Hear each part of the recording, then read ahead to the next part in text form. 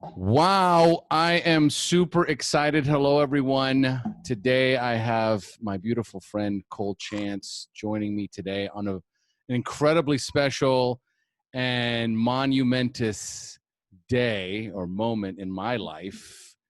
And I thought about this a lot as I was making the transition. I have a friend of mine, shout out to Austin. He's got the Construct Your Life podcast. And he has me interview him for his podcast about where he's at in his journey. And I thought, I'd love to have someone do that for me. And I kind of ran through, like, who would I like to interview me? And Cole almost came up immediately. And it's a bunch of reasons. We've stayed close for over 5 years. Okay. She's followed me and I followed her for over 5 years. She was I'm pretty sure you were episode 42, if I'm not mistaken.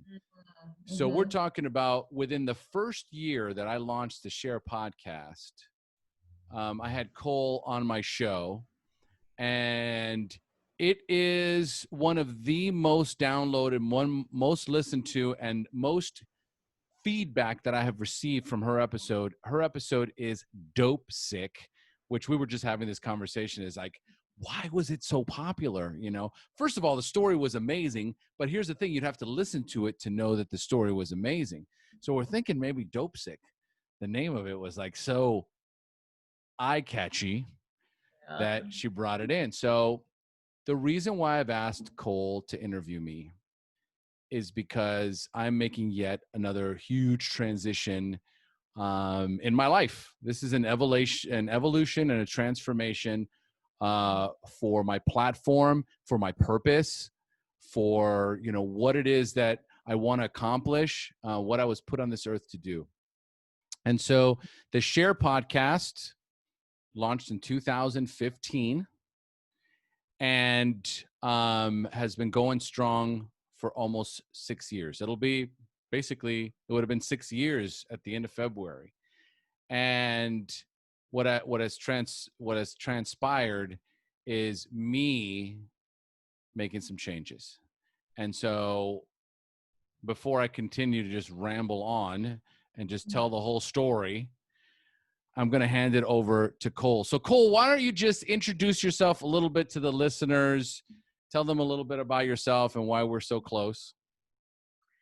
Well, hello. Greetings from Australia. I'm piping in from there. And yeah, my name is Cole Chance, and I am a recovering addict. And now I'm a yoga teacher, and I teach in the recovery space. And yeah, how did we originally get linked up? If I remember correctly, what's that? I think Nikki Myers.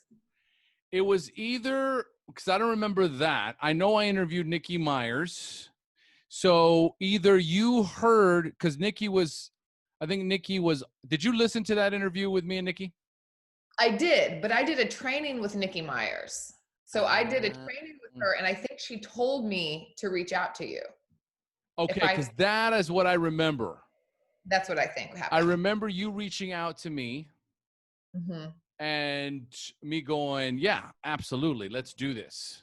So you were the first time that I ever shared my story. So the SHAIR Podcast was was a really big coming out kind of for me. Like I'd shared my stories at like some treatment centers and, you know, to people around me, but I had never like kind of blasted it out. And, you know, the amount of the power, the empowerment that came with that was really big. And so that kind of, you know, really started me on a trajectory.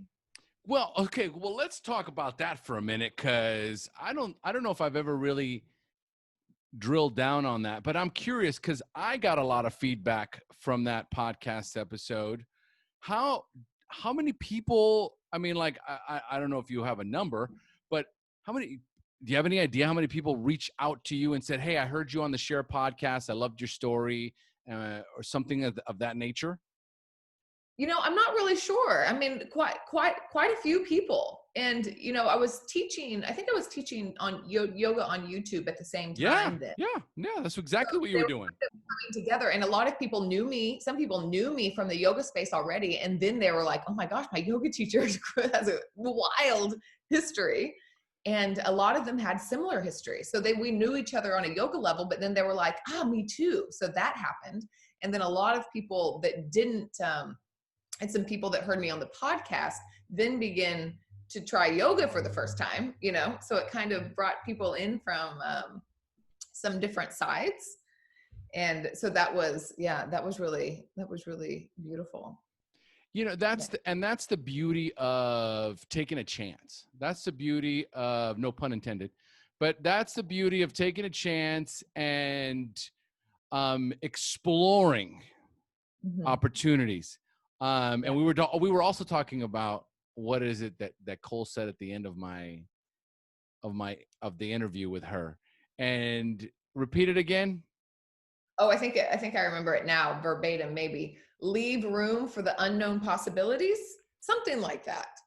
Leave. I remember, because there was the way you said it. Leave room for the unknown, and then you continued, like you gave some a description of what that meant, but you said leave room for the unknown. So expand on that. Give me your perspective on that. Well, you know, I think that we get so attached to what we want, or what we think we want, or that it's kind of like horse blinders, and we shut everything else off. All these things that could be wonderful are shut off when we're so focused on one thing. And not that focus is not, you know, important in many aspects, but often we just don't know what we don't know. And I think that I brought this back like into my story. Like whenever I was first getting sober, if somebody would have been like, tell me what your dream life is, like anything, like make it as big as you want. Like I would have sold myself so short compared to what I have now, because I don't know what I don't know. So much potency is in, yes, having a vision of what we're looking for, but then also leaving space for what we don't know. Like, what do you love that you've never even heard of yet, or your favorite place that you've never been to, or, you know, the most passionate, a passion that you'll have that hasn't even like whispered itself to you. And if we don't leave that room, we don't leave that space to let new things come in, then that opportunity is never even there. Brilliant. And that's really how I ended up here. That's how I ended up here. So go ahead, Cole. It's time for you to take over and interview me. So fire away. So I guess on that note, we could start right there. And where, you know, how has that been alive? One, in the creation of the SHAIR podcast. I'm sure this is something that you never imagined that you would be doing. And then on to, like, at what point were you able to leave space to see that there was something new? Because you could just keep doing the same thing over and over and over again, but where space left open. So how has that room, to make that more concise, how has that leaving room for possibility opened up, not only on your journey? And see, this is why I knew Cole was the perfect interviewer for me, because that's exactly what happened. I left room for the unknown. I allowed for unknown possibilities, and it happened way before. It's like how did I launch this podcast? It was me in the recovery space. So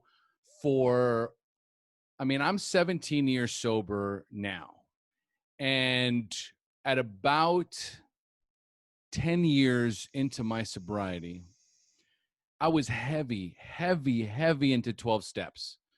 Okay.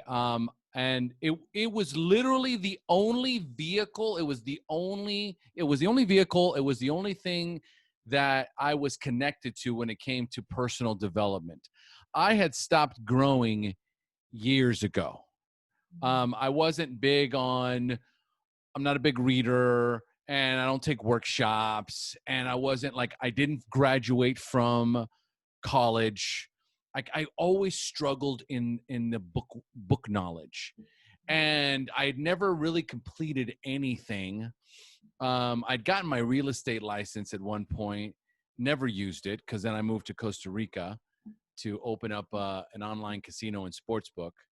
So at some point, I completely train wrecked my life and found myself with in the last house on the block, which is many of us know is called Narcotics Anonymous or some form of 12-step program. I had hit my rock bottom. And working these 12 steps took me 4 years, and it was the first time I'd actually completed something and learned something and actually absorbed this information. It made me a better person. It made me a better human. It made me a better father. It made me a better ex-husband. It made me a better friend.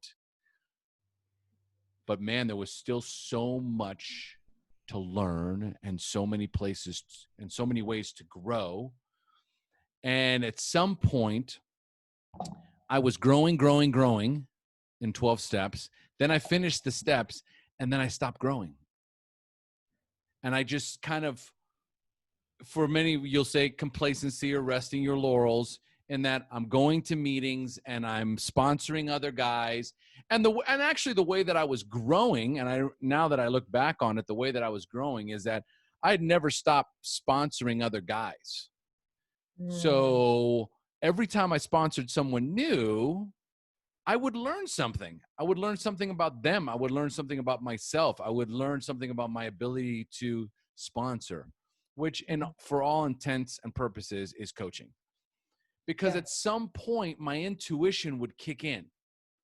I'd be using the step work as the framework to guide these men. But at some point, there was this almost intuitive guidance that would come in. And so they would call me. They would be like, so I've got this situation. I've got this situation. And at first it'd be like, and then all of a sudden I would just know the answer. And it came, at some point it came so second nature that I just was like, I took it for granted. Like I've taken anything that I'm good at, I take for granted. And anything that I'm not good at, I beat myself up over because I should know that, which is so unhealthy and untrue. So then at my 10-year anniversary, I met my wife. And so my 10-year anniversary gift from the universe was my wife. And so we've been together for 7 years now, married for 6, totally happy. Beautiful. Thank you. It's great. And guess what? My wife is a personal development junkie.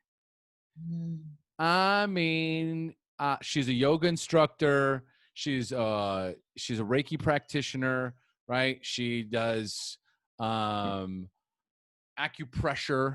So she's been certified. She got a coaching certification from the International Institute of Wellness. She just loves to learn and grow and learn and grow. And I was like, I'm just watching her just evolve and grow in front of me. And there's a part of me that is terrified that she's going to outgrow me. And there's a part of me that is curious about what she does, but doesn't want to ask anything because I'm so afraid she might just say, hey, why don't you try this? Or why don't you do that? And at some point, I took a chance. I started listening to podcast episodes. My assistant in the job that I worked at, was listening to these podcasts, and she says, Omar, you need to listen to Entrepreneur on Fire. It's amazing. And I was like, what is a podcast? Okay. So just imagine we're having this conversation and I don't even know because of the podcast, and I have no idea what a podcast is. And I'm 43 years old at the time. So I'm 43 years old at the time. And so I've got my wife over here learning and growing and doing all this stuff. And I have my assistant over here telling me I should listen to these podcasts. And I'm trying to hold on to my complacency and not grow. And I finally said, here's my phone, and, download whatever it is and show me how to use it. Mm-hmm. So she goes, it's already on your phone. You just need, here you go. Listen to this. My commute to work every day was about an hour and a half. So every day I'd listen to this podcast. And I mean, here is where I embrace and am so grateful for my addictive, compulsive, intense personality, because I just fell in love with this whole interviewing successful people thing. And I'm just listening and I'm like, oh my God, it's like, listen to that. Look what he did. And they did this. And that's how he started. Like, oh my God, this is incredible. And so I'm listening and I'm listening and I'm listening to these podcasts and I'm going, this is amazing. I couldn't stop. And thank God I had an hour and a half. It wasn't really an hour and a half. Oh no, at the time it was. It was. Oh, it was a horror. I mean, this was back when an hour. Yeah, I live in Costa Rica, but it was an hour and a half. It was because when I got together with my wife, we moved into her place. Mm-hmm. So from when I was single, I was closer to work. Mm-hmm. But when we moved in together, it was almost twice the distance. Ah, wow. Yeah. Now, here's the thing. Guess what? Like right now, the blessing of the coronavirus is that no one can tolerate commutes anymore. Like commutes are now like, you still have a commute? Really? Like that's no longer an acceptable response. But back then, everyone had a commute. That was just a part of life. That was a part of being human, that we are overpopulated. And if you live in a city, you're going to drive at least 45 minutes to your work and 45 minutes back. That's just part of the deal. Like if 45 minutes is like, yeah, that's not bad. Pretty good. And so I'd gotten used to it, but all of a sudden I'm listening to this podcast and unbeknownst to me, I was growing again. And so sneaky. And guess what?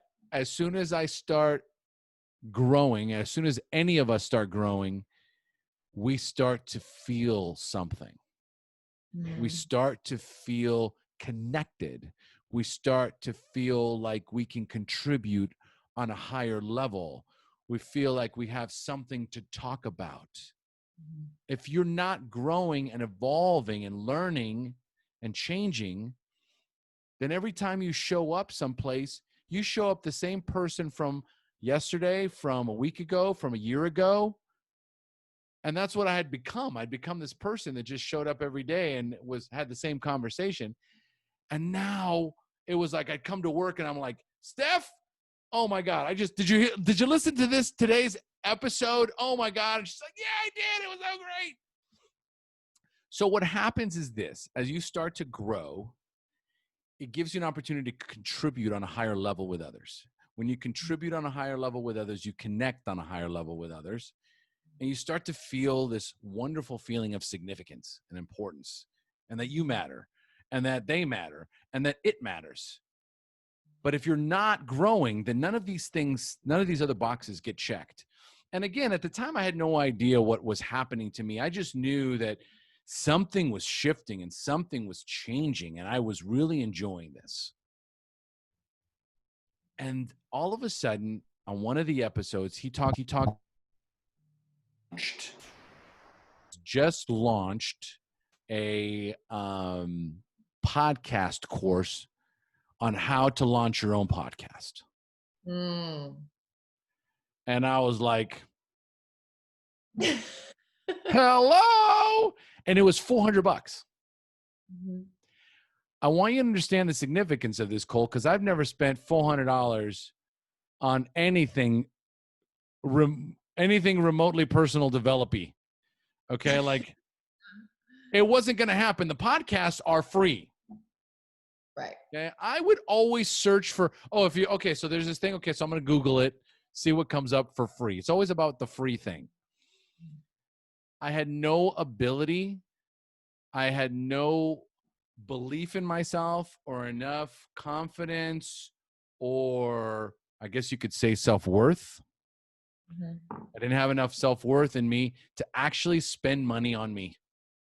And I had, again, this is all through my own journey and my own work in personal development as I work with people now, is recognizing that the reason why I could not spend money on myself is because I didn't feel worthy. I felt like me spending this money was a waste of money. It wasn't a waste of money. It was a waste of money on me. And so like my personal development came from friends of mine that, like, I had a friend of mine that left all his CDs of Tony Robbins in my house when he moved back to the States. He was living in Costa Rica, moved back to the States. Hey, if you want all these CDs. And I'm like, great. So I started listening to these CDs. It was okay for me to listen to them because I didn't spend any money on them.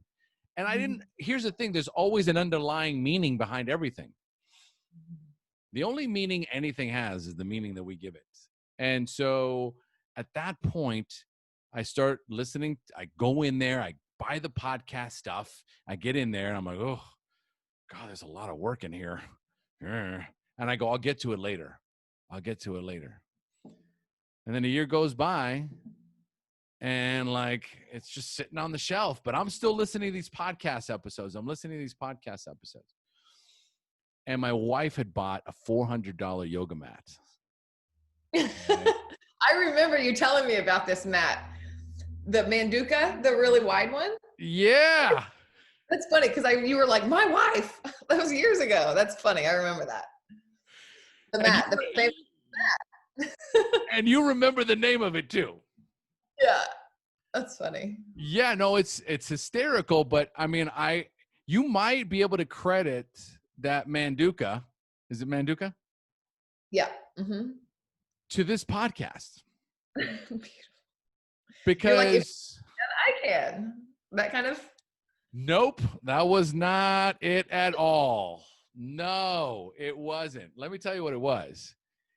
It was I can't remember what we were doing or saying, but I took a shot at her.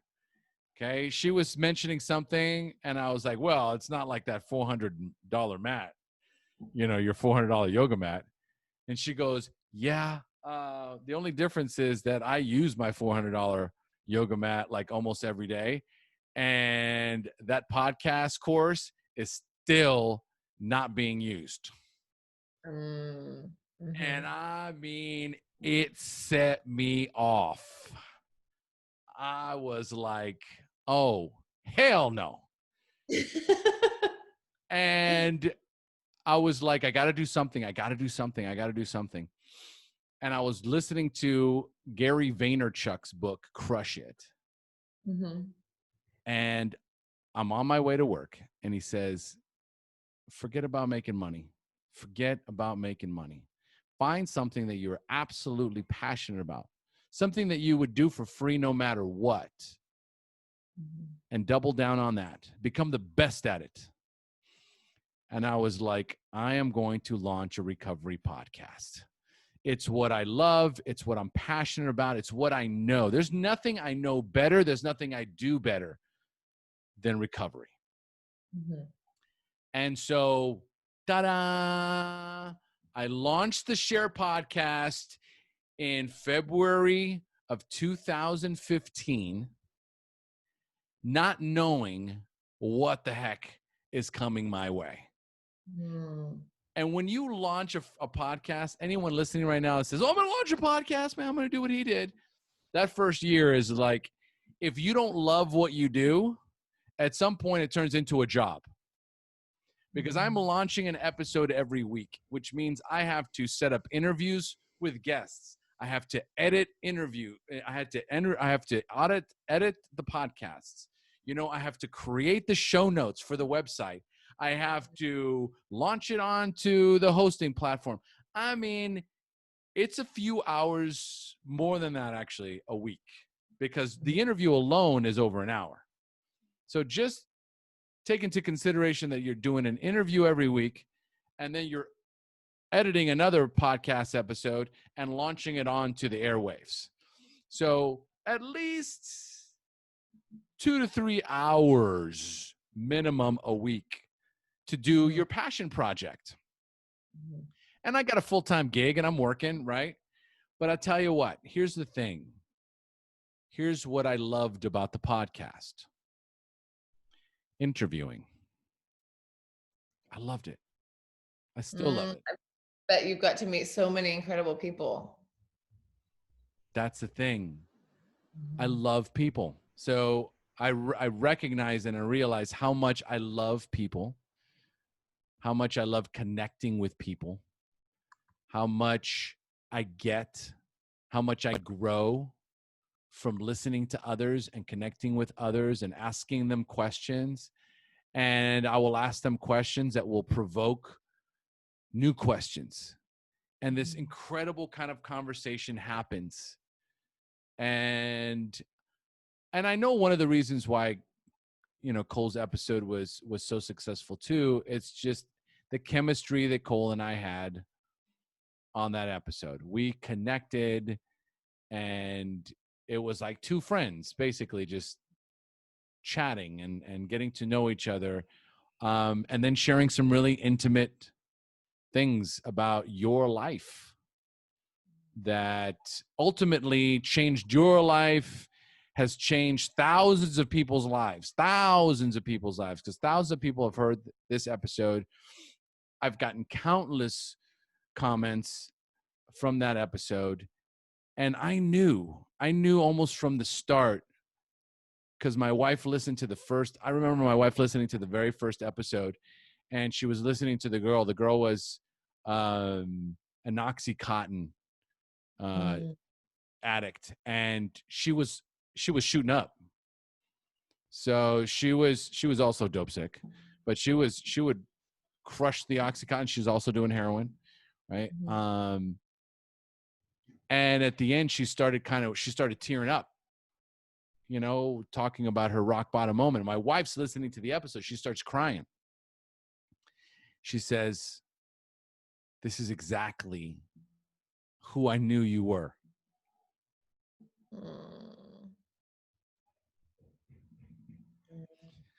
This is who I knew you were. This is the man I married. This is what you're supposed to be doing. This is what you're supposed to be doing. And I said, okay.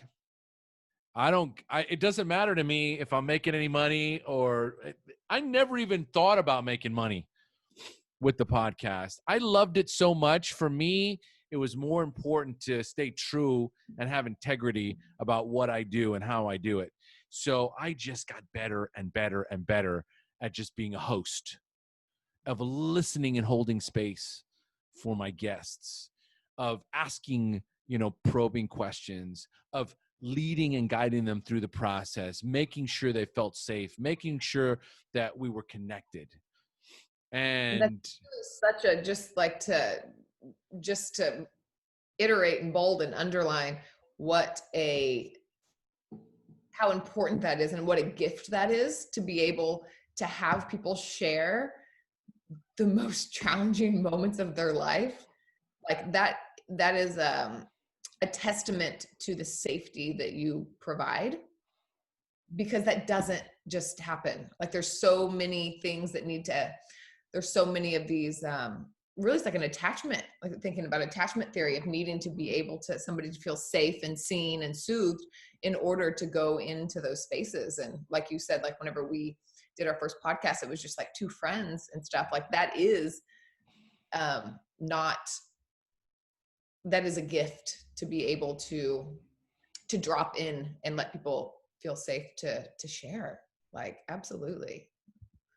I'd never and that's such an important point too, Cole, is that many of us do not recognize our gifts because it's something that is second nature to us. It's something that comes so natural to us that we don't recognize it as a gift. We either assume everybody else can do it, or we're not paying attention because we're too busy comparing ourselves to others to recognize how special and different and gifted and talented each and every one of us is. And sometimes we just need someone else to point it out to us, right? To help you recognize that what you do is special, is different. Not everybody can do what you do. And until somebody else points it out to you, you take it for granted sometimes. And then you spend so much of your time and energy trying to perfect something that has nothing to do with you. Because somebody else is doing it. I mean, right? Okay, so before I continue, any questions? Well, there's something, but I don't know if you're finishing this. No, just keep it. Doesn't matter. Go. I wanted to ask, I thought that this is interesting. Like, what threads have you found? So you've interviewed so many people with different stories, so many different stories, but what are the threads that you've found? Like, what are the similarities? You know, they say in the rooms, like, looking for the similarities rather than the differences. I'm just curious, from your perspective, what's threaded? What's that human thread that goes through? The thread is connection. That is the thread. It is authenticity. It is a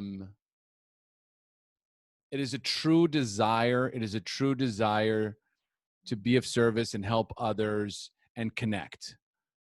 And what I mean by that is, once the podcast started doing well, I was getting bombarded with people wanting to be on the show. And at first, because I had no idea what I was doing and what I was looking for, I thought, oh my God, look at all these people that want to be on the podcast. Oh, I'm so honored. I feel so significant, because, they listen to my podcast and they want to be on my podcast. No, they want to sell their book.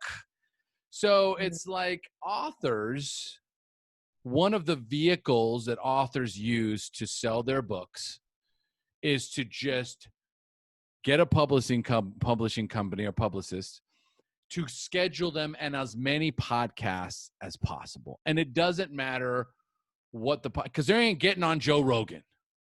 Okay. Some first-time author ain't getting on Joe Rogan or on Rich Roll, or, whatever. You're getting on the SHAIR Podcast. You're getting on these smaller podcasts that are desperate to find anyone that's got maybe some sort of either community or leverage. And those interviews were the ones that fell flat. My listeners are very selective. They're very picky. In hindsight, which is one of the reasons why I'm the transition to. Okay. I'll be honest with you. The recovery community is a little too sensitive and a little too picky. Because if I had an interviewee that they didn't like, oh my God, did they let me know? Really? Oh, yeah. Oh, Omar, I don't know what's happening to you. Now you're just interviewing all these people trying to sell their products or sell their books. We want to hear real stories from real people. And I'm like, okay. Feeling polished. Like they came with They came with an agenda. Yeah.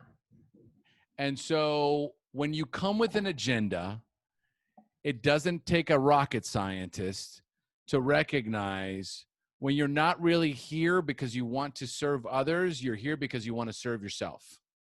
Yeah. And so in the beginning, it was like, oh my God, what do I do? I have these, there was a part of me that was like, it's a book, right? So if I plug this, then maybe somebody's going to Google this book and then they're going to find my podcast and they're going to listen. And it's all this stuff that's me. How do I get more people to listen to my podcast? What can I do to get more listeners for my podcast? And so what started out as this incredibly powerful and just passion project where I wanted to be of massive value and service to my listeners became a numbers game.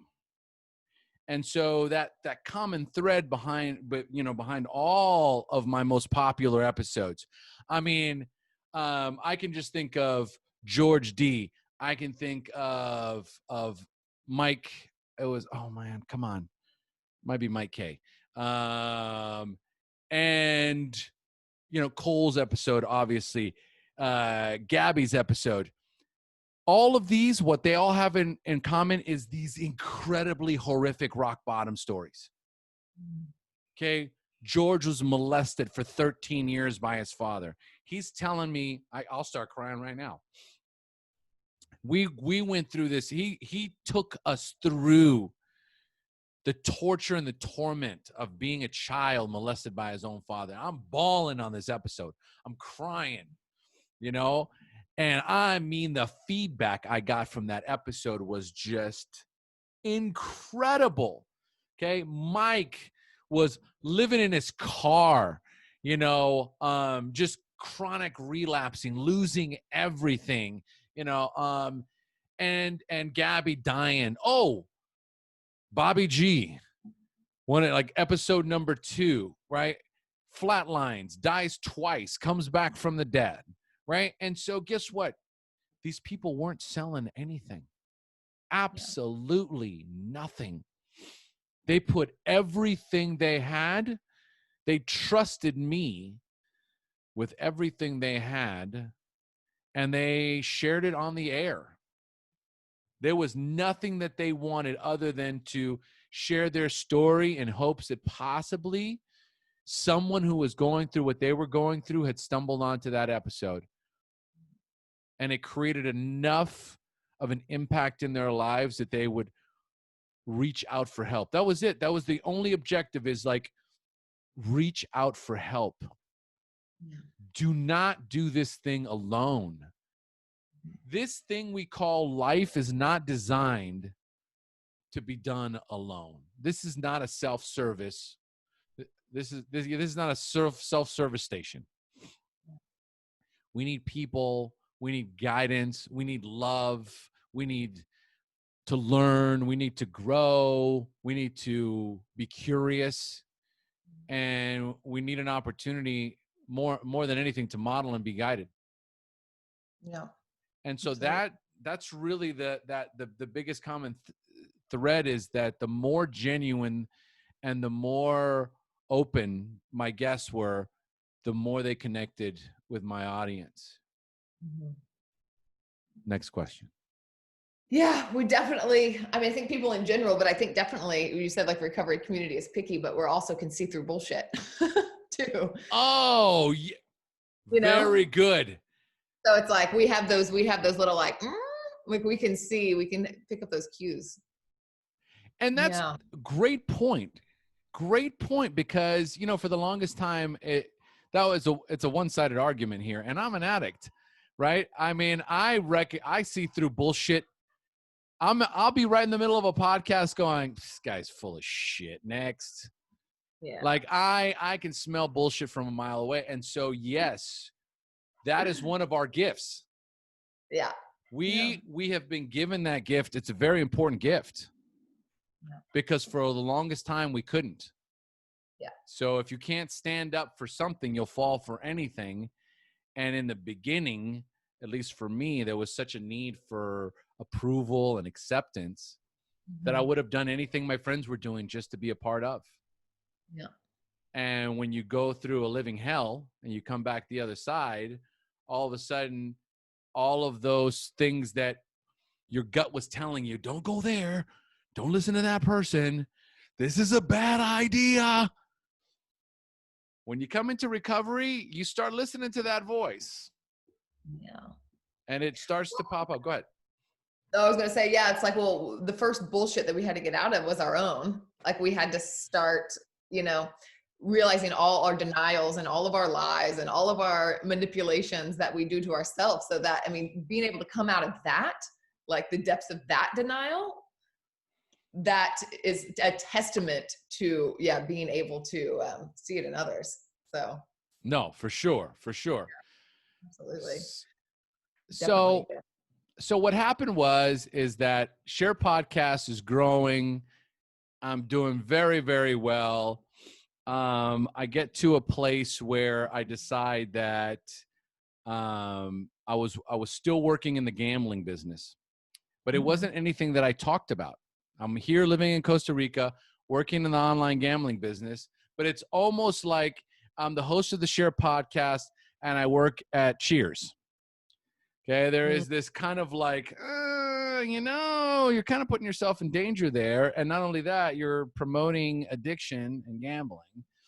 So I kind of kept that on the DL. And so for those first 2 years that I was doing the podcast, so from 2015 to 2017, I was still making money and running an online casino here in Costa Rica. And what was happening was there was such a powerful internal struggle going on inside of me. There was so much conflict because, the podcast was growing. My notoriety was growing. I was starting to get recognized as the recovery guy. I was getting asked to be on podcasts. I had some names that were showing up on my podcast. And I was like, at some point, I'm going to get found out. Like, this is, Omar Pinto, the host of the SHAIR Podcast, is also the general manager at such and such online casino and sportsbook. And I finally had a moment where I was working. Thank God it was a blessing. I was working for one of the online casinos, and it was so toxic. It was so unhealthy. The people that I was working with were just they were outside of the business. I would never spend time with these people. We have nothing in common. We don't have the same values. And I remember one day, one of them, and in this industry, it's acceptable to just scream at people. Okay? You can motherfuck somebody, right, to their face or over the phone or whatever, and then just move on. Like, those are standard practices. And I remember I got this voice message. You motherfucker, if you and I just remember going, one of two things is going to happen here. Either I'm going to have a heart attack from all the stress of working in this thing, or I am going to beat this man to death with a chair. Okay, that was the thought in my, I share that because it was the exact thought in my head. And I remember it was one of the most powerful moments in my life because I grabbed the keys off my desk. I locked my office door. I didn't say anything to anyone. I walked out the door and did not come back. 3 days later, they're like, your door's been locked for a while. Are you coming back? And I just remember replying, no. I had no contingency plan. I had no plan B. I didn't know what I was going to do, but my adrenal glands were so fatigued. My cortisol levels were through the roof. Okay. I was a toxic ball of negative energy. I was working 6 days a week. I was a grumpy bear. The only time that I would show up as the best version of me was when I was doing interviews. And it got to a point where I even had to fake it because the job was robbing me of my peace. I was becoming somebody I did not like. And so I walked out and I was like, I don't know what I'm going to do, but I'm going to figure this out. And my wife was like, oh, figure it out. You don't have a job and I'm going to have to support us. So I know how you just figured it out. Now you're just going to lean on me. And she's like, all right, fair enough, because I hate this business and I'm so glad you're out of it now. And I will support you and I will help you. but you have to promise you're never going to go back. You're going to figure out what you're going to do next. That's on you. But if you don't, but you have to promise you're never going to go back to this casino business. And I was like, done, no problem. Now, all of a sudden, I get rested and I'm back in the game, and I start interviewing people, and I'm trying to figure out what I'm going to do next. And I don't know. And my wife and I are considering opening up a tattoo parlor, right? Obviously, I like tattoos. So I was thinking about opening up a tattoo parlor, and tattoos are like everywhere here in Costa Rica. Right? You just basically set up a shop and so, you know, we were working on that, and for like 6 months, we tried to make it happen. It wasn't meant to be. We couldn't find the location, or we couldn't, you know, find the right spot, or the right location, or the right parking. It was either the right space and no parking, or the right parking in the wrong space, or it was too much money, or and so it was like, this isn't meant to be. I got to do something else, right?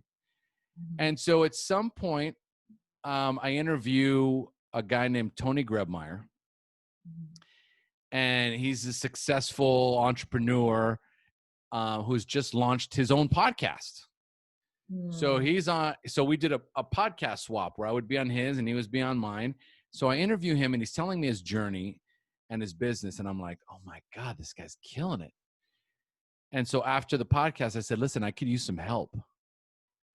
I have no idea what to do. Right. I am kind of like, let me tell you my story. So I told him where I was at, and he says, okay, have you ever hired a coach, or have you ever joined a mastermind group? And I go, no. Yeah, you need to start there.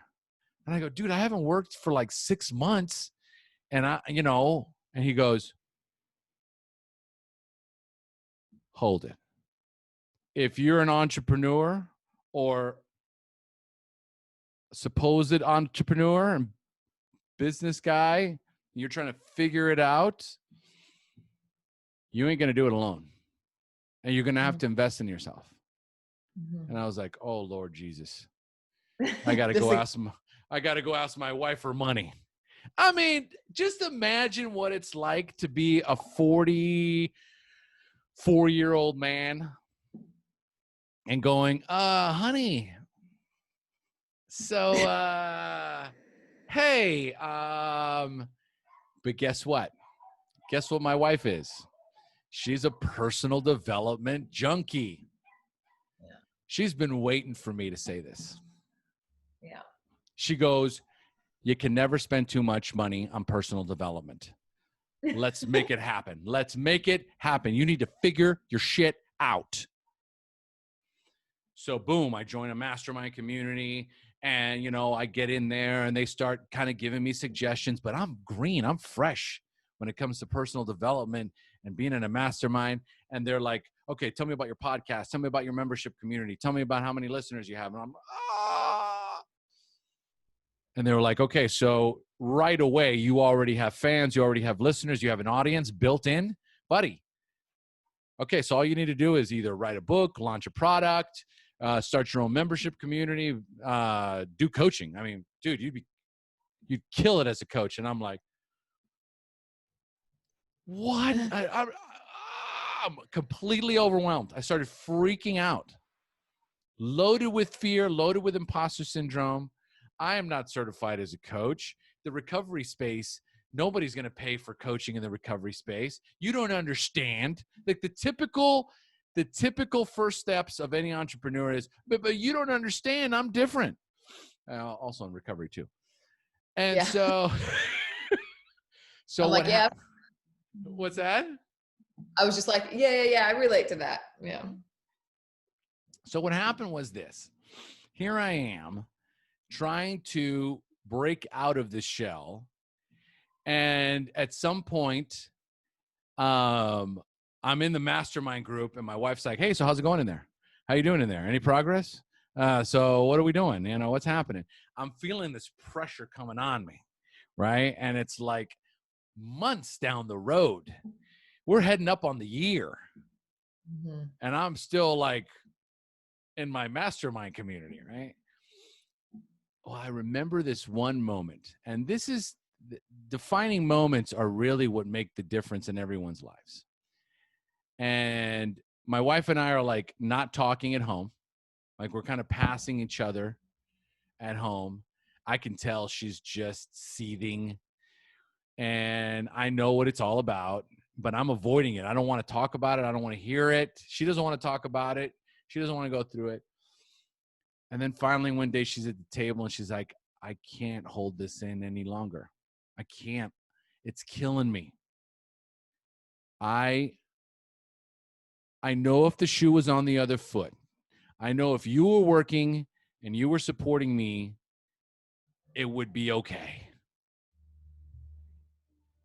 But we live in a country where women do not support men. And I am doing my hardest. I'm doing my darndest to keep it together. And I know I know we can do this. And I know you're not taking advantage of me. And we've been doing just fine. But it's eating me alive. And I don't know how much longer this is going to take. I need you to step up. Because I can't do this anymore. And for any of you men that are watching this or listening to this right now, there's nothing more painful. There's nothing more difficult than to sit across from your wife and realize that you're failing her, that you're letting her down. And it was the kick in the ass that I needed, because I was like, I never want to have this conversation ever again. I never want to feel, I felt like such a piece of shit coal. Like I'm in this moment and I know I'm trying to figure it out. And I know that what's preventing me from moving forward is this tremendous amount of fear and insecurity and imposter syndrome that's preventing me from taking massive action. And I am just like afraid to pull the trigger. But meanwhile, at the same time, I'm getting stared down by my wife. And I got to decide what I'm more afraid of. Failing in public or failing my wife. Yeah. And now we're almost 3 years into the podcast. We're heading right towards 2018. We're right around October time, September, October. And I had interviewed somebody else that had done, two other people that had done NLP workshops, neuro-linguistic programming. And my wife tells me that, hey, next weekend I'm going to be going to an NLP workshop. And I said, can I go? And she's like, yeah, of course. So we go to this, Cole, talk about your second most important defining moment. I went to this NLP workshop. I have never had a desire to learn more than being in this workshop. It was the most incredible and powerful information I had ever received in my life. It was fast. It was effective. It was healing almost instantaneously. So NLP, neuro-linguistic programming, is about using language to help people heal trauma and wounding and remove blockages just by changing your language. And all of a sudden I'm like, oh my God, I love this. This is incredible. And she goes, why don't you ask him to coach you one-on-one? Oh my God, I have to ask her for more money. I mean, I was left and right. And I was like, honey, I can't ask you for any more money. She goes, ask him to coach. She knew if I couldn't get out of my own way, she had to get me out of my own way for me. And so I hired this guy to coach me. We worked together for 9 hours. And the way I work with people is 8 hours. Okay. So I set up an 8-hour package. He worked with me for 9 hours. And now that I think about it, I think it was 8 hours. It was 3 hours, and then 2. I had such an incredible I healed in ways This man changed my life. He coached me in a way that I didn't know existed. So he coached me, and I just remember, here I am, and mind you, his name is Fabian, and he's from the Netherlands, and he's this 5'3" gay guy. Okay. And I mean, I'd never think that I'd hang out with this guy or like reach out for him, right? He's literally one of the most powerful influences in my life. Wow. And I remember finishing, and he says, "You know what you need to do?" I said, "I do. I'm ready." He goes, "Just go do it, O. Just go do it." And I knew, number one, that I was ready, that it was time for me to launch my membership community and my coaching platform. And I also knew that I could do what he does, right? I was like, I could do this. And so, of course, I took his certification program. So my wife and I went and got NLP certified, and I became an NLP practitioner. And in January of 2018, which we're coming up on 3 years now, I launched my membership community and my coaching platform, and my life just took off, Cole.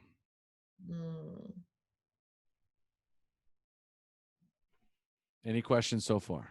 You absolutely never imagined. I mean, in terms of, that leaving space and putting some pressure on your comfort zone. Some pressure? A lot of pressure. I have never felt more pressure in my entire life. Yeah. The entrepreneurial journey is like walking through a forest at night blindfolded. Yeah. You are going to hit tree after tree after tree after tree. You are going to fall down so many times before you even remotely find your way through this forest. And so what happened was, I launched this coaching. I launched my coaching. I launched the membership. I'm thinking the membership community is going to be my thing. And what I find out is that what people want the most is an alternative way of one-on-one healing. They've gone to therapists, they've gone to psychologists, they've gone to counseling, and they're also struggling with recovery. They're struggling with the 12 steps. And so these became my clients, my niche. My niche became people that just could not quite get it. They were really, really close. They were still functioning, but they knew they were teetering towards the end, and they just needed something because the other ways weren't working for them. Maybe this will help. And we're talking about people that are always listening to the podcast, and that's how I promote my coaching. So what happens is I'm getting better and better and better at coaching. I went to Tony Robbins, Unleash the Power Within. I'm taking other certifications. I am, listening to books. It was like, I got into this space where it was just like I was expanding and growing, and I was listening to other coaches, right? And I was, practicing different techniques and styles with my clients. I was really taking risks and taking challenges on. And I got to a place where I realized I am really fucking good at this. I'm really good at this. And Cole, I have never said that about anything in my entire life.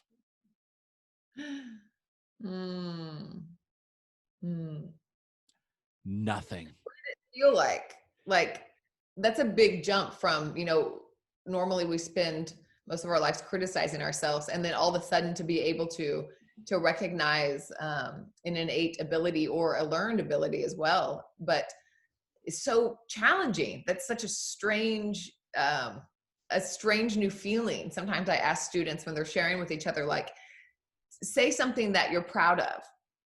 It's so hard for someone to say it, even if they think of something inside to even get it out. So yeah, just wondering, like, what did that feel like to be able to really stand in that and be like, oh, this is new. Thank you for that great question, because it's so important. And it's 2 words: gratitude and appreciation. God, I'm so emotional. Jesus, I was not expecting to be so emotional.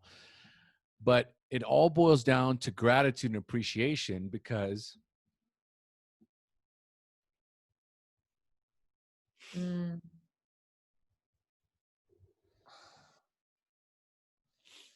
I spent so much of my life thinking I was a piece of shit.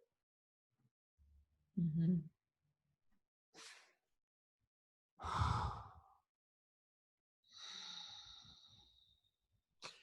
I spent my whole life thinking I'm never going to make it. Like, I'm fucking never going to figure out this thing called life. I'm always going to be struggling.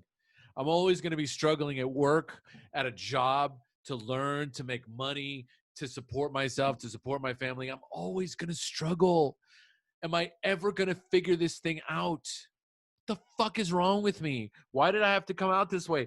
This was my life for over 40 years of my life, was me wandering in the wilderness alone, terrified, never, ever, ever being able to recognize my gifts. Never. Like, I took them for granted. People would hire me because of my gifts. I had no idea what they were. I would do okay for a while, but then I hated the fucking job. Yeah. Like, it was like I did so many things that just robbed me of my soul and my happiness and joy. And life became this arduous sort of process of, well, I guess this is just part of what I have to endure. This is part of, like, I'm never going to feel happiness and fulfillment and joy at work. And, the good news was that, thank God for recovery. And I will say this, that as far as 12-step recovery goes, even though it's not a part of my story now, it was very much a part of my story then. And it was the first time I met people that felt the same way that I felt about themselves. Yeah. People that were just, they wish they could be anybody else. And so I've come to believe and understand that the reason why it's gratitude and appreciation is because it took walking through broken glass, a briar patch, an inferno, a minefield, a black forest to get here. It took just innumerable struggles and obstacles that I had to get around and climb over or break through for me to get to a place where one day I recognized this is what I'm supposed to be doing. And I'm really fucking good at this. And I've never been good at anything. At least so I thought, right? An inability to give myself credit for things that I'm just naturally gifted at doing. And they all just kind of manifested itself and unfolded as I coach people, because I watched these people do what I just did, like break down into tears, because for the first time they see themselves in a way that they've never seen themselves before. And so it's like, thank you so much. I never imagined I could feel this way. I never imagined I could get through this. And now I understand what was holding me back. Now I understand what needed to be healed. Now I understand what I needed to learn. It wasn't all for nothing. It was so that I could be who I am. And I could truly appreciate and be grateful for what I have. You will not appreciate, your gifts and talents. If you wake up one day and you're like, I'm the best at this, and then I go out and I live in my gifts, what happens to those guys? Go ahead, Cole. You know what happens to those guys. To what do you mean? How? Think about people that from a very early age recognize their gifts and they go out into the world and they are met immediately with success. I don't know a lot of people like that, but what I would imagine is that you need some friction. Well, guess what? They eventually get it. We're talking about singers, performers, sports players. Of course, we don't know them. There's these uber successful, famous sports figures and artists and celebrities, right? And so they just think that this is how life is. That's the normal. This is their normal. So what they don't have is gratitude and appreciation for what it takes. The friction needed to see. You're right. The friction. So they get into drugs, they get into trouble, they get bored, they overspend, they run out of money, they get taken advantage of. Because somewhere along the line, we all have to go through our rites of passage. Suffering, I mean, a lot of people are like, oh, pain is part of the journey. Suffering is optional. Let me tell you something. It ain't. Suffering is what builds character. It is what defines you. It is being in a place where you are suffering for so long and you decide not one more day, not one more hour, not one more minute. I'm getting out of this mess. I don't care what I have to do. I don't care what boat I have to burn. I don't care what I have to do. This is not who I am. I will not tolerate this in my life anymore. You know what this just reminded me of? This is really the hero's journey. Like yes. Joseph about the hero's journey, but that I just had this vision of last summer. I was in Tuscany and my friend had these little baby chicks and we were watching them and they were eggs. The mother got killed somehow. So we were incubating the eggs. And so I'd never seen a chicken hatch before. I don't know if you have. No. And what they do, you'll see them, they'll start pecking from the inside. They're pecking their little shell and then they'll stop for a little bit and then they'll peck and then they'll stop and they'll peck and they'll stop because they just get exhausted. They have to like peck and then they're just so tired. And you just want to open up the shell for them because you're like, this is so exhausting, but you can't open up the shell. If you open up their shell, they will die because they have to be strong enough to get out of their shell in order to be able to walk and to make it. If you help them open up their shell, they will die. It's crazy. And even once they get out, I mean, it's tragic. It's tragic to watch because you'll see them, their shell is still half attached and they look like they're drunk or something. They'll get up and they'll take like one step and then they'll like collapse.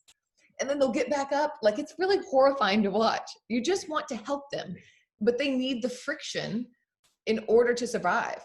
They have to have it. I haven't even thought about that since I saw it, but absolutely. It's like that friction is mandatory. What a beautiful, beautiful metaphor for life. Yeah. You can't bypass or avoid the struggle. Yeah. You are depriving yourself of what you need to survive on this planet. Yeah. And so I got to this place just like that. That's exactly what it felt like. But at some point, you're standing up and you're upright and you're walking. And then now you're just this little chick running around being a chick. And that's what I feel like now. I feel like, I'm not concerned about that eggshell or getting out of it or it hanging on my back or me learning how to navigate this new place. I know what to do now. I know what to do. It's inside of me. And so What are you going to do? Right. So this beautiful struggle that led me to this is that the podcast, the SHAIR Podcast, coined me as the recovery guy. Mm-hmm. And what has happened is this natural, beautiful evolution from the recovery guy to the coaching guy, because that's what I've been doing for the last almost 3 years. Is my energy, when I think about what I do on a daily and weekly basis, we're talking 10% podcast, 90% coaching. And one of the most beautiful gifts that I received was the coronavirus. Like some of us, it's the biggest nightmare, and for some of us, it's the greatest blessing. But what happened was I got an opportunity to suffer yet again and struggle and be terrified and be full of fear so that I could tap into my truth to find the answer. Mm-hmm. And so once again, the coronavirus hits, my client base dries up. I'm getting no new clients, 3 solid months of no new clients. And my wife's like, oh my God, here we go again. What are you going to do? What's going to happen? Are you promoting it? Are you reaching out to your old clients? What are you doing? All of a sudden, it's like I'm feeling that I'm back in that place where I was across the table from my wife, failing her and letting her down and disappointing her, But there was a voice that was stronger in that moment. There was my voice. And my voice said, are you going to listen to her? Or are you going to listen to yourself? You know what to do. You know what to do. Do what you do best. Just coach, Just coach. Don't ask for permission. Don't ask for anything. Mm-hmm. Go out and just do. So I had time. So I'm like, okay, what is it that I love to do? Coach and interview. Perfect. I started getting on podcasts and saying, hey, you looking for guests? I want to jump in. Let's swap interviews. I want to be on yours, you be on mine. Okay, let's do it. I was reaching out to people. I was scheduling 3-4 interviews in a week. I was reaching out to friends who were struggling online because of Corona. I was attending more of my own SRC meetings, okay? The membership community, which is called the SHAIR Recovery Community, the SRC. It has like 15 meetings a week. So I'm just like attending meetings and listening to, the people in the group, and I'm reaching out to them. I'm like, listen, I see you're struggling. Listen, spend a half an hour with me. Let me help you. Let me talk you through this, right? So I just get into action, but the action that I want to get into, the action that is me, that belongs to me. It wasn't find a job. It wasn't get into action and find a job. It wasn't get into action and start building a mailing list. It wasn't get into action and start Facebook ads. It was get out there, and if that's what you want to do, then just go do it. Don't worry about the money. And it's that thought of Gary Vee was running through my mind. So my wonderful friend, Tim Stoddard from Sober Nation, he reaches out to me and he says, listen, I'm starting a membership community called Sobriety Engine. And I want to feature a life coach or recovery coach once a week. And I want to give you that slot, no other coaches. And, if he would have come to me at a different time when I had a full roster of clients, I might have said, I'd love to do it, buddy, but, I'm real busy because I'm, so special. Who knows where I would have been? But in that place, I was like, yes, absolutely. I can't pay you your rate, blah, blah, blah, whatever. Pay me whatever you can. I'm in. Count on me.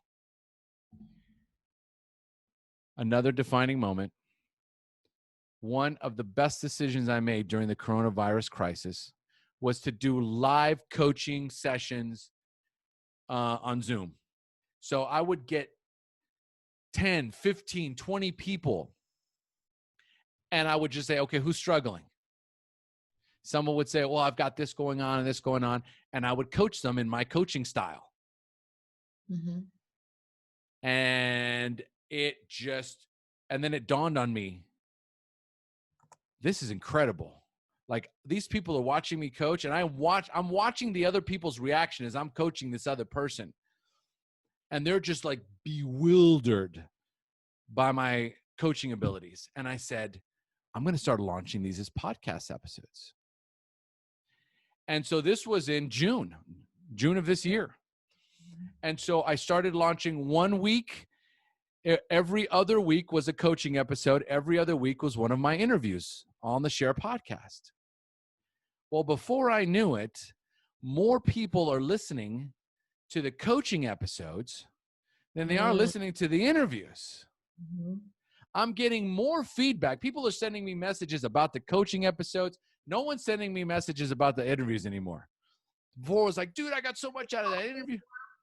This is probably an authentic space, like how you mentioned earlier about there being the thread was authenticity and that kind of rawness. Is that I feel like you would get that more in a coaching session because people are like kind of in that hot spot, like really deep, tapping into vulnerability, where I think in an interview space, you can be a little bit more polished or a little bit more this or this, but you kind of have to bring out your full human in this coaching therapy style session. And then that connects. That's that vulnerable piece. Bingo. Right. Yeah. So that's exactly what happens.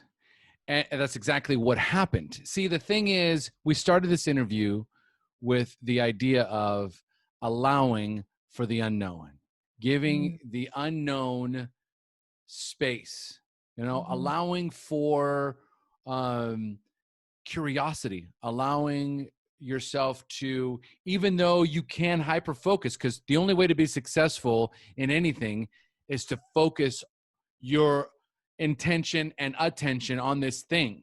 That's what I did with the podcast. So with SHAIR, I focused my intention and my attention on the podcast. But then when I got into the coaching space, I started focusing more of my intention and more of my attention onto learning and evolving and growing as a coach. And the SHAIR Podcast was second nature. There was nothing there that I needed to learn or grow in. And it just became, just part of my weekly routine. And as I started to shift in this space and I started to recognize the power of, being able to coach someone on, live in front of other people, it's really, it's challenging. You've got sometimes 20 people all staring at you. You're coaching someone, and you've really got to be very sure and confident and clear and focused on who you are and what you do and how you do it.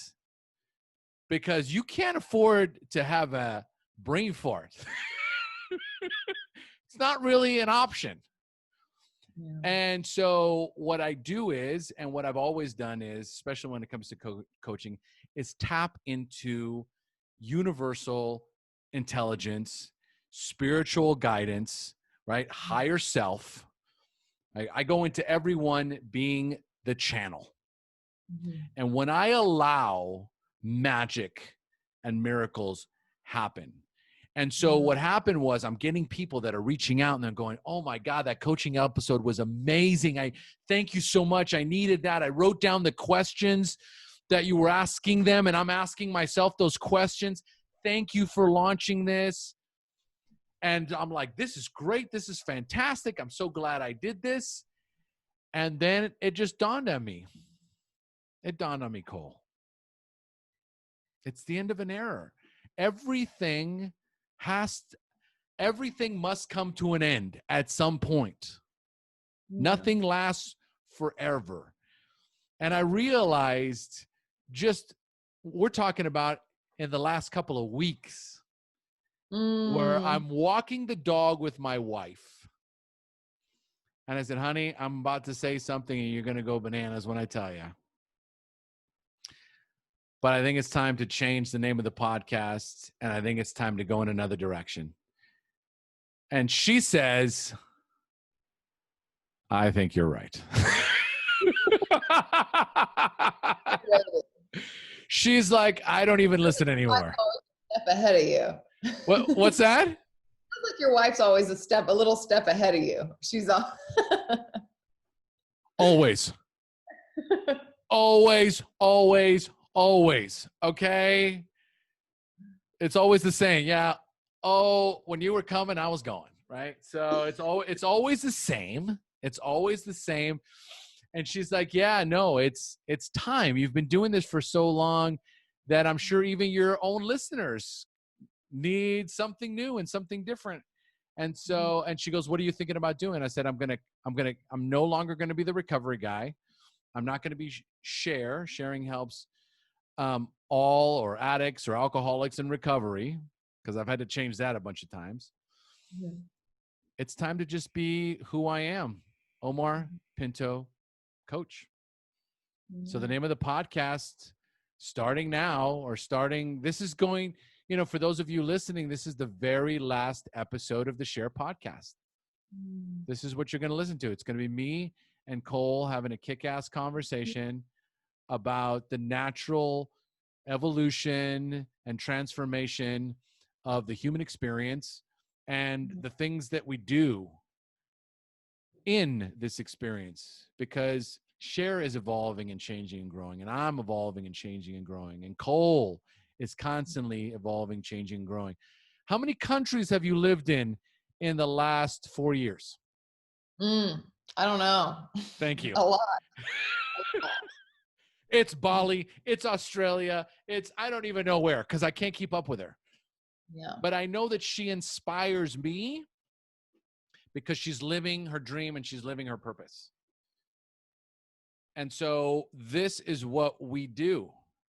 Yeah. When we live our purpose, when we live our dream, when we live in our passion, when we can finally say, yes, I feel happiness, fulfillment, and joy.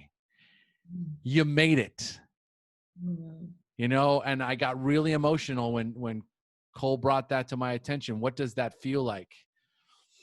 And that's what it feels like. Happiness, fulfillment, and joy. It feels like,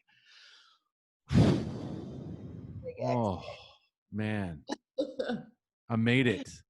I made it. Oh, fuck. I finally made it. And so this is the last episode for the SHAIR Podcast. But folks, the podcast continues. And I'm branded right now as Omar Pinto Coaching.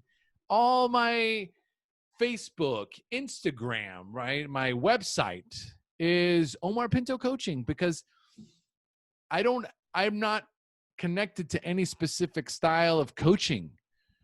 I got in there, and through 12-step recovery and through being a sponsor and through being a friend and through connecting with my intuition and through NLP and through masterminds and through, absorbing so much personal development information and doing so much emotional trauma and healing work myself, that there's this style of coaching that I do. But ultimately, my objective is always to find out, oh, my dear, where did you get stuck?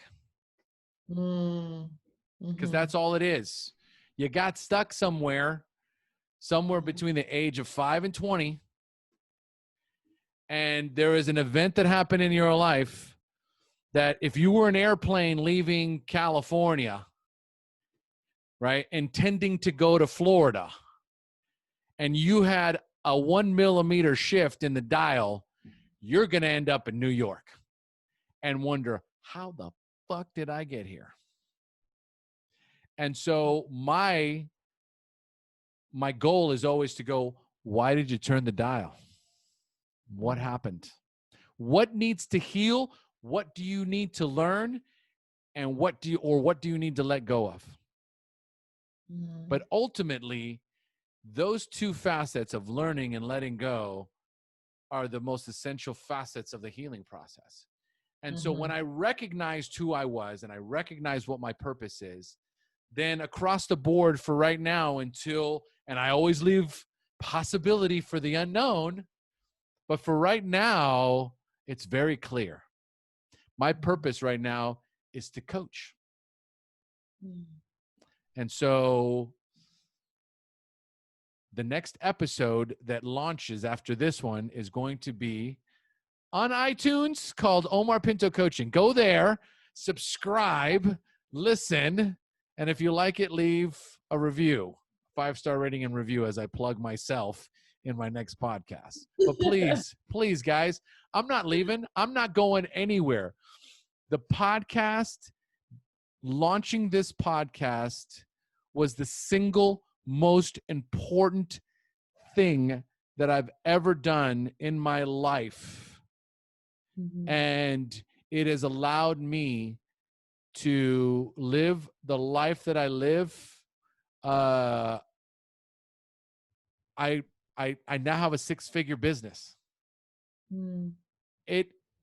Guys, I was sitting across from my wife 3 years ago, wondering, what am I going to do? Because I'm failing her and I'm letting her down. Believe in yourself. Believe in yourself. Believe that inside of you is all the answers. Believe that inside of you is everything that you need to know, is all the guidance and intuition that you need to make the choice that's right for you. And if you're struggling and if you're suffering, you need to connect. You need to put yourself into a community. And if that community doesn't work for you, you need to get yourself out of that community and get yourself into another community. And you need to get yourself some coaching, and you need to get yourself into a mastermind group, or you need to get yourself into some sort of membership community where you can feel comfortable being open and vulnerable, and then allow and receive feedback. Because for many of us, the only thing preventing us from really tapping into our fullest potential is allowing ourselves to receive the information that we're looking for. Beautiful. I'm so looking forward to see what happens. I think it's so important that we can see people that we look up to, people that we kind of model after, make transitions. And see how it just reminds us that there's not fixed identities, that, you know, we see other people as they do this or they do this, but to see that fluidity, and then to remind ourselves that we are just as fluid, and that is able to shift and evolve and adapt. And that's the trajectory, is expansion, not just one line. So it's beautiful to watch. And I'm really excited to see what stems from this and what blooms from this for you and for everyone watching and everyone that will be a part of it. Thank you, Cole. Thank you for holding this space for me. Absolutely. Absolutely. Honored to do so. I didn't know I was going to get so emotional, so I'm glad you were the one holding this space for me. Because I don't know if somebody else would ask just the right question in just the right way to get me to realize and recognize and coach me and, realize and recognize just what happened and how it happened and how incredibly powerful this journey has been, and ultimately what comes next. The most important thing for me is that there's no fear. There's no resistance. I am constantly paying attention to what's coming at me now. Because before it was this constant denial and resistance to change. It's like, oh, no. Just when I got comfortable, now I have to change again. Oh, just when I got comfortable, I have to change again. And what we don't realize, folks, is when you get uncomfortable, it's because it's time to change. That's all. That's your son. Yeah. All right. So one last thing for everyone listening. Well, two last things. Number one, look for my interview with Cole in the new Omar Pinto Coaching Podcast.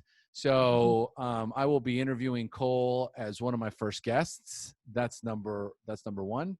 And then number 2, as we say here in Costa Rica, pura vida. Pura vida. Beautiful. And that is a wrap. I love you, sweetheart. Ciao. Love you.